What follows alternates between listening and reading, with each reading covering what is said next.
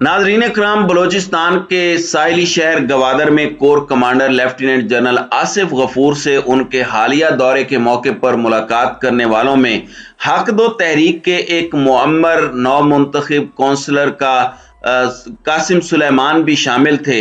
इस मुलाकात के हवाले से वायरल होने वाली एक वीडियो में उन्होंने इल्जाम आयद किया कि हमें मुलाकात के दौरान कोर कमांडर ने धमकी दी कि आइंदा अगर आप लोगों ने हड़ताल की और धरना दिया तो आप लोगों को जेल में डाल दूंगा। हक दो तहरीक के दो दीगर काउंसलरों ने भी फोन पर बताया कि कोर कमांडर का कहना है कि किसी और मकाम पर आप लोग जितना धरना और एहतजाज करते हो करो, लेकिन अगर पोर्ट के बाहर धरना दिया तो मैं सबको जेल में डाल दूंगा। ताहम सरकारी हुकाम ने इस इल्जाम को मुस्तरद करते हुए कहा कि कोर कमांडर जज्बा खैर सगाली के तहत गवादर गए थे और वहां लोगों से मुलाकात करके उनको यकीन दहानी कराई थी कि उनके जो भी जायज मसाइल हैं उनको हल किया जाएगा।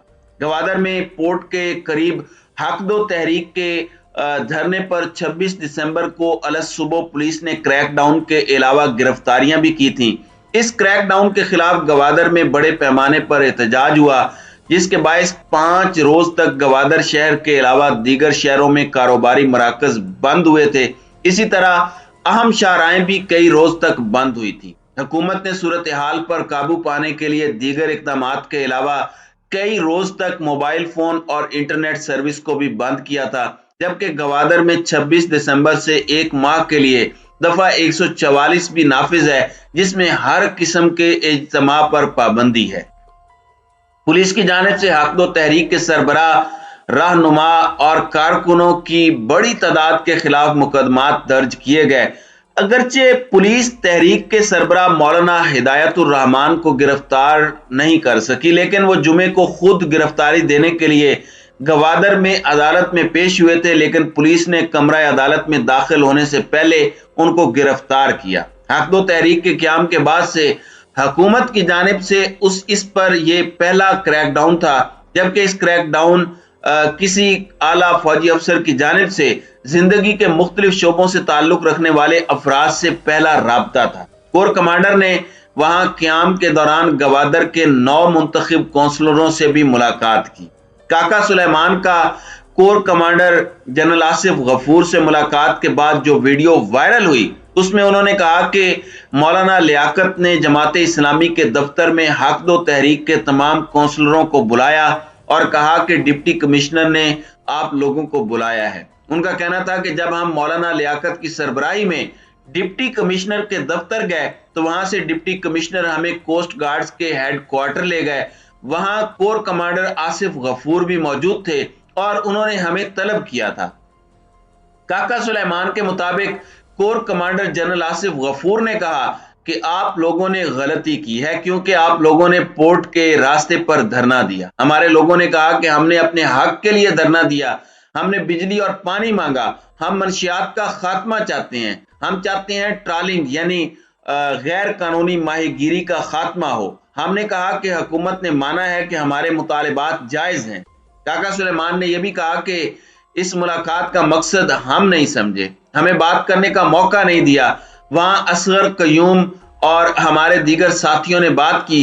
Core commander general Asif Ghafoor ने हमें धमकी दी कि अगर आप लोगों ने हड़ताल की या धरना दिया तो मैं आप लोगों को गिरफ्तार करूंगा। उनका कहना था कि हमने कहा कि हड़ताल और धरना तो हमने अपने हुकूक के लिए दिया है। नाज़रीन इकराम, मैं आपको बता दूं कि काका सुलेमान कौन है। काका सुलेमान का ताल्लुक गवादर के इलाके सरबंदन से है। वो गुज़श्ता साल होने वाले बल्दियाती इंतखाबात में मखसूस नशिस्त पर हक दो तहरीक के कौंसलर मुंतखब हुए थे। इस वीडियो से कबल उनकी एक और वीडियो भी वायरल हुई थी जिसमें उनके दोनों हाथों पर पट्टियां बंधी हुई थी। उन्होंने उस वीडियो में ये इल्जाम आयद किया था कि पुलिस वाले शंबे नामी एक शख्स को मार रहे थे तो मैंने उसको बचाने की कोशिश की, जिस पर उनके साथ साथ मुझे भी तशद्दुद का निशाना बनाया गया, जिससे मैं जख्मी हुआ।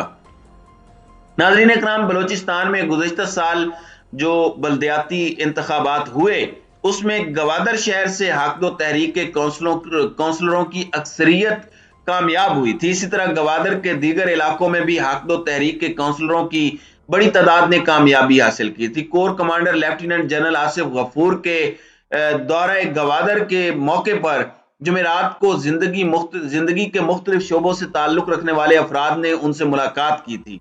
हक दो तहरीक के नौ मुंतखब कौंसलर असगर तैयब ने बताया कि पहले रोज की मुलाकात में कोर कमांडर ने यह तजवीज दी थी गवादर के लोगों के जो मसाइल हैं उनके हवाले से एक कमेटी बनाई जाए जो कि डिप्टी कमिश्नर से मुलाकात करे और मसाइल के हल के लिए इकदाम करे। इस कमेटी के हवाले से यह तजवीज भी दी गई थी कि हर 15 रोज बाद इस कमेटी का सरबराह तब्दील हो। असगर तैयब का कहना था कि इस दौरान एक सियासी रहनुमा ने बताया कि जब अवाम के मुंतखब कौंसलर हैं तो दीगर लोगों पर मुश्तमिल कमेटी बनाने की बजाय इन कौंसलरों को मौका दिया है।